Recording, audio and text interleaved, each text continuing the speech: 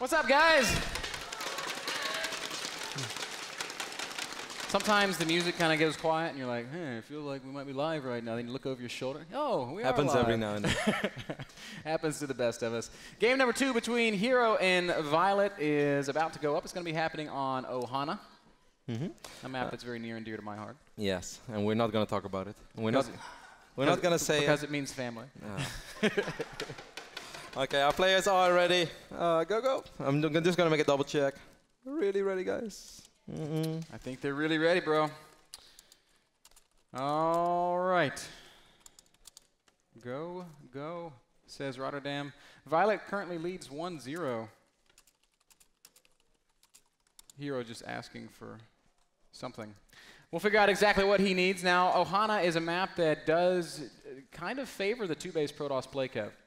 It does, but still, that's not really Hero's style. I'm not going to say that he would never do it, because we've seen him be against Stage as well, quite surprising, because against Terran, normally you'd say, like, oh, Hero's not really a player to rely on one-base threats, but he definitely busted it out a couple of times. I still don't think we're going to see it just because he doesn't have to yet. Like, if this would go wrong 2 or even 3 times, yes, we might see him fall back to a 2-base play, but this Daybreak game was not going bad for him at all. After Violet made all those roaches early tier 2, and he stabilized, he killed a lot of them, I felt this was Hero's game to lose. It was absolutely Hero's game to lose, and critically, I think if we look back on that game, we never actually saw him have a fight with his whole army. He lost his Colossi before they were ever involved, and from that point forward, he was just spread out way too much for the rest of the game. We are going to be jumping into Ohana right now. As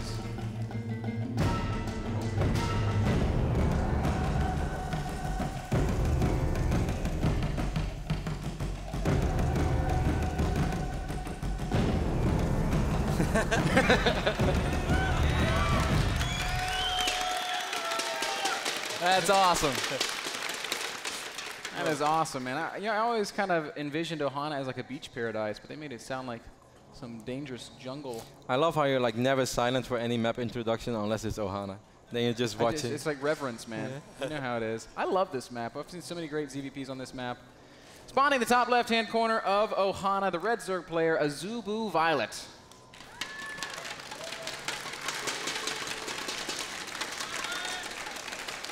And Violet's opponent down in the bottom right, the blue Protoss, Liquid Hero.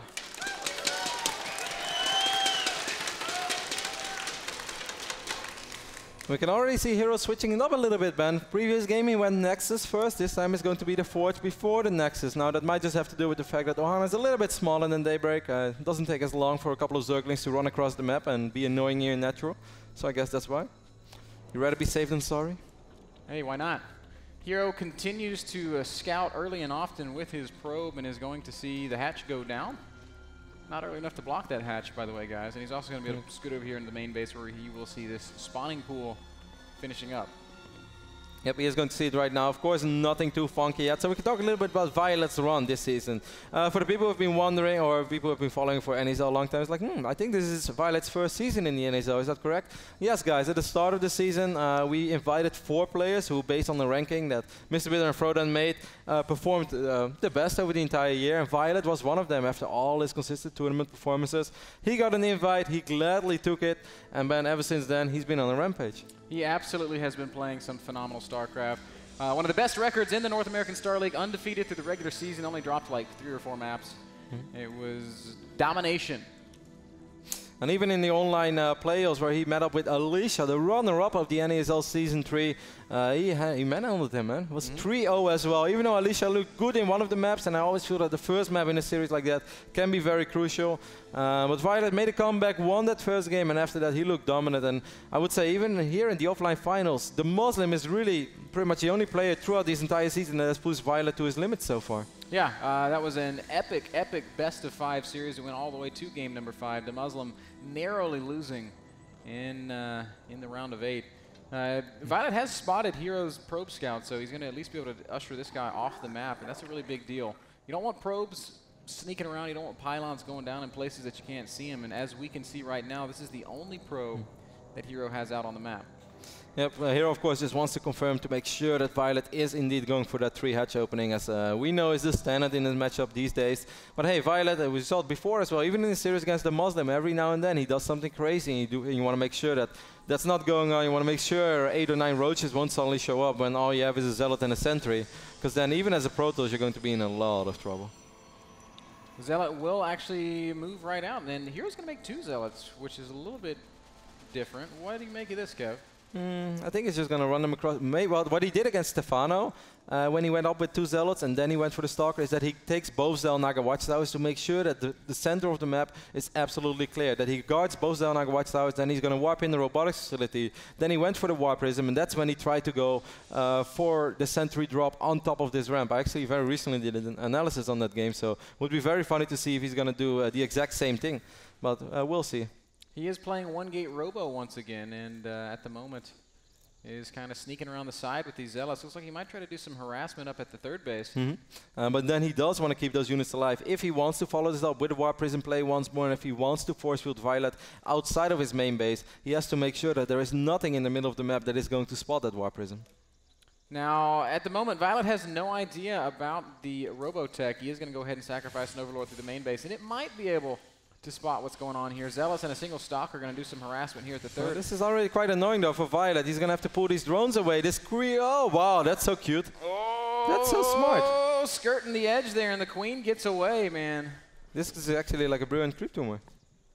She lives life on the edge, man. 2 Zealots, 2 Stalkers now still kind of pounding away at this 3rd base, and I don't think there's enough. Oh, never mind. 20 Lings is more than enough. Oh, Hero's gonna have to be careful. You do not want to lose these Stalkers. The Zealots is one thing, the Stalkers is something else. Oh, so far the Stalkers do stay alive though. The drone is like, no. I'll get you. That was really nicely microed by both players. Violet nearly catching one of the Stalkers, but Hero. Hero shooting his own Stalker. Manages to sneak away. Stalkers will retreat back to the natural, where we can see that that Hero's gone right up to Immortals. Oh, these Lings actually might just run in. Okay, there's quite some DPS with that cannon and these Stalkers and Immortal behind it. So Violet does not want to end up losing all these Lings. Violet did get a really good scout of though with that Overlord, as you mentioned, when he saw the robotics facility, and now he even saw the Immortal. So if Hero was going to go for a standard 2-base Immortal play, it's going to be a little bit harder to pull off right now because it's so obvious. I don't think it's a question of if, Kevin, as the 2nd Immortal's about to pop, and we've got more gates going down. 3 in the back of the main, 3 more in the natural. It's a grand total of 7-gate Immortal. 46 probes as well against 58 drones. Violet probably not going to make any more drones after this. He's going to try to muster out as many units as possible. And I think as long as he forces the engagements early on Hero's side of the map, forces many force fields as possible, he might just be able to stay in there long enough and defend this off. The thing that Parting does that makes his Immortal play so strong is he walls off his ramp, and we can see that Hero has learned from that. He's already got 2 pylons down, which is more than enough to complete that kind of a wall off. Oh, Sentries actually going to be just fine. Ah, nice by Hero as well. Only dropped a single force field and did not lose a single unit. This is everything he needs. There we do see that full wall of the Warp Prism is on the way. Probably the Observer already queued up. This is almost Parting, man. Yeah, this looks fantastic right now for Hero. Violet does have units out, but he's fighting, or he's going to be fighting on his side of the map. And you never really want to be giving up that much space and that much position to the Protoss player when you're trying to defend this kind of an all-in. Violet is sitting a couple units out, setting up the big flank or maybe the counterattack. Violet sending out a couple of roaches, as you said, man. I think he might just try to see if anything is possible here. There's only a single cannon right now. Hero did not. Oh, this is something that I love as well. Always have that backup plan in case it's going to be a really big counter, but that's not the case. Actually, good force fields here by Hero. Those roaches are going to be caught and crushed, and Violet's attempts at counterattacking have been thwarted for now. Now, what Violet is doing is buying himself some time. Exactly, and he's still mining more. So every second that this goes on, this is good for Violet, and also those crucial upgrades are going down. Roach speed is 30 seconds from being completed. Here we go, Stalkers and Sentries making their way forward. There are 3 very powerful Immortals in the mix. It's all going to come down to the force fields and the engagements. We can see that Violet does have a flanking force out on the map. Hero's just got to control this correctly. Guardian Shield activated. Violet is doing everything right so far. Roach Speed is almost ready. Here we go. Lings from behind do get in, and those Lings are right on top of some Immortals and some Sentries, and this looks like a pretty good engagement for Violet. But nice micro so far, picking up the Immortals. Not a single Immortal has died yet. Hero's still keeping them alive. Beautiful micro from Hero as he continues to lift up damaged Immortals. The Roaches are right on top of everything, though, and I'm afraid that maybe Hero has done it. Big warping off that pylon. Unbelievable micro. But still, Violet still has a couple of units over here. The Immortals being dropped once more. Hero still picking them up. The control is just phenomenal. Violet doing everything he can to focus down the Immortals, but he just can't get shots off. And Hero staying alive. Oh, he's still doing it. He's still dropping them. He's still picking them off. He will survive for now. Oh my goodness. So cheeky. Hero keeps 2 Immortals alive. Now Violet has dealt a lot of damage to the army of Hero. This is far from over for either player. And of course, Hero's going to have to wait a little bit. Those shields need to regenerate. And even once they do, these Immortals are going to be a lot weaker than before. This was excellent micro by Hero, but because the engagement was so good for Violet, Violet is still in there. That's exactly right. These Spine Crawlers a big threat. So too is a great micro of Violet. Hero's just going to try to keep these Immortals as safe and as alive for as long as he possibly can. 52 drones right now against 48 probes, so it's closer, but it's still a lot better for Violet, because of course it's much more effective to mine from 3 bases with 52 than it is from 2 to mine with 48. Immortals pounding away at the Spine Crawlers as Hero is ever so carefully working his way forward. Ooh, is exactly right. Nice force fields going down. A lot of Roaches are going to get trapped. It's all going to be about the micro here, but Violet has so many units streaming up the ramp. Hero cannot force field off everything, and some Roaches do get through. He drops the Immortals in a good position once more, though. They're still dealing a lot of damage. Just unbelievable control from Hero. +2 is ready now for Violet as well, though. That might be something to hang in there, and he's producing so many units. His injects has not even slipped. Hero's still microing those Immortals. Yeah, Hero's doing just an incredible job. One Immortal gets so low. A second Immortal is going to go down. Now only a single 26 kill Executor Immortal remains, but it doesn't look like it's going to matter. Violet's macro is too good.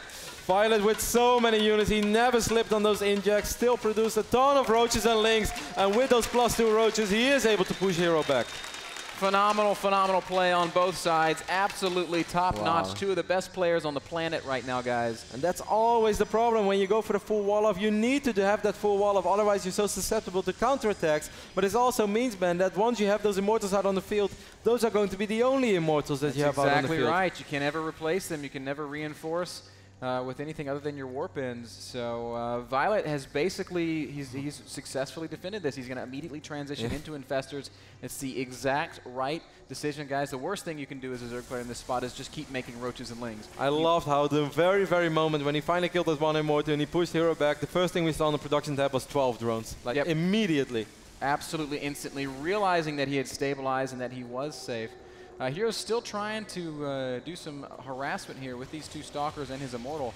And he will kill a couple of drones, but the problem is Violet just has such an overwhelming unit advantage that Hero is going to have such incredible difficulty finding openings. After a filled Immortal all-in like that, Ben, Zerg just has everything going for them. He's mining off 3 bases comfortably. He has way more workers right now. He is getting those Infestors out, and he of course has absolute map control as well.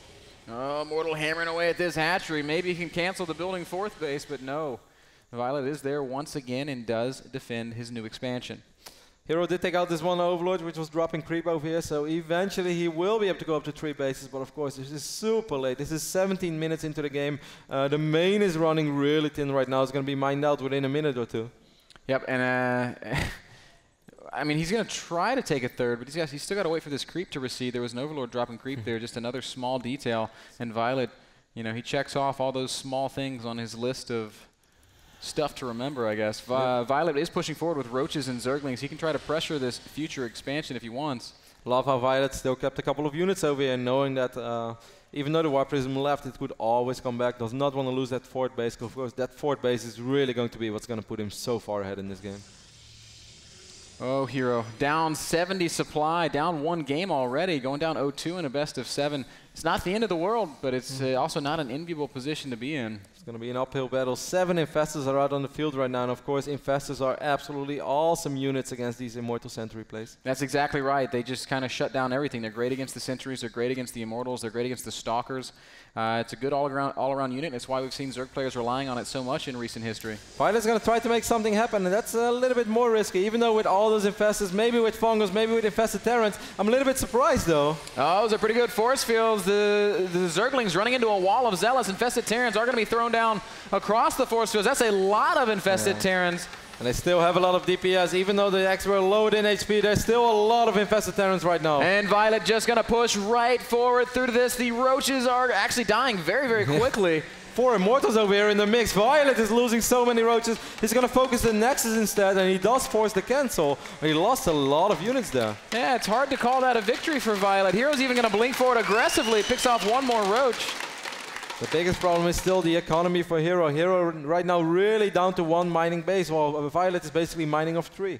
That's exactly right. Not only that, with all that extra money, Violet's macro has remained impeccable, and the Lings are going to come in. There are no sentries. Oh, no! And this could be it. Perhaps the killing blow here on Ohana. Zerglings getting right on top of the Immortals. Roach is coming forward again. More great micro from Hero, but unfortunately, the numbers are just not on his side.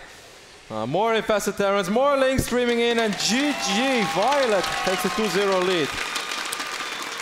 He said no more second place finishes, Kevin, and now he leads 2-0. That was a really, really fantastic Warp Prism micro, and you have to love that no matter what race you play. That was awesome by Hero, but still the reason why Violet was able to survive was just because that first engagement was so good. Yes, Hero did absolutely fantastic with his Prism, with his Immortals, but all those Lings streaming in made Violet's life so much easier and allowed him to let that battle drag on and on and on. And even when you have only 4 drones more, as long as you're mining from 3 bases, that's really good for you. And the longer it goes, the better it goes for Zerg. Unfortunately, those force fields were just a little bit too late, Kevin. Those Lings made every bit of difference. That last map brought to you guys by Kingston HyperX and their full line of solid-state drives and RAM. We're going to take a very, very short break. We'll be right back with game number 3, Hero versus Violet.